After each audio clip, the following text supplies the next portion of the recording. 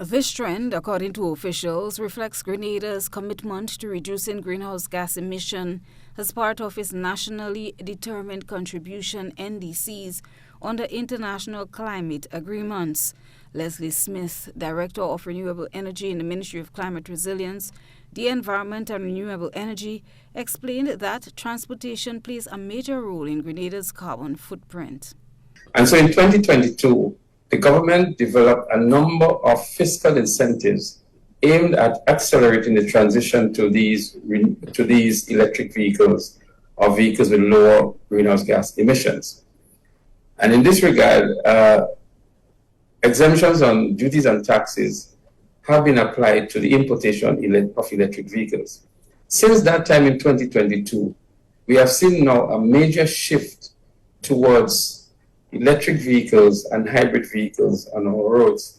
And anybody who look at the mix of transportation on our roads would already visibly notice that there are a number of hybrid vehicles on our roads. But what is very alarming and startling for us is that within 1 year, between 2023 and 2024, and then up to July of 2025, we've seen some startling observations in terms of the mix of vehicles that have been imported into Grenada. So as of July 28th, 2025, from January to July 2025, for the very first time, we've seen that the combination of electric vehicles and hybrid vehicles have surpassed the importation of gas or internal combustion engines.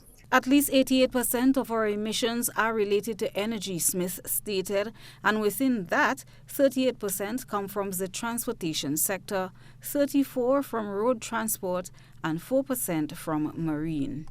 As part of Grenada's nationally determined contributions, the government has outlined several key measures to reduce emissions in transportation, including advocating for a wider adoption of hybrid and electric vehicles, which emit significantly less pollution than conventional fuel-powered cars. Smith said by year's end, they expect to see a continued upward trajectory as more citizens take advantage of the government's incentives designed to encourage greener choices. As a matter of fact, the data shows that 51.9% of all vehicles imported in 2025 so far are electric and hybrid vehicles. So this is proving good results for us in terms of the incentives that were offered, and we believe the shift in this transition towards electric vehicles and hybrids is as a direct result of the fiscal incentives that have been offered for these types of vehicles.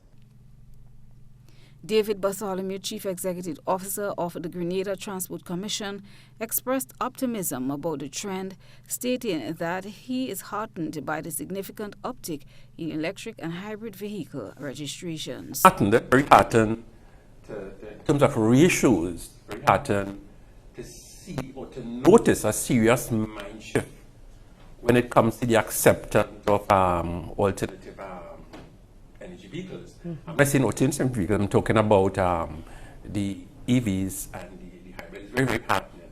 Because as Mr. Smith stated, they're the NDC, in terms of the NDC, MDC mission, we have by 2030 to be able to have about 20% of the fleets on the road to be EVs. Right. You know? So I'm very heartened to hear that there is this big increase. There's a big increase. Right. And I'm heartened to hear again, for want of repeating myself, it tells us that what we have been doing in terms, especially Mr. Smith and his ministry, it actually is working because it actually creating a mindset, and we have to build on that mindset to achieve our goals and our vision. Both Smith and Bartholomew were guests on GIS Spice Morning program on Monday. Christelina John, GBA News.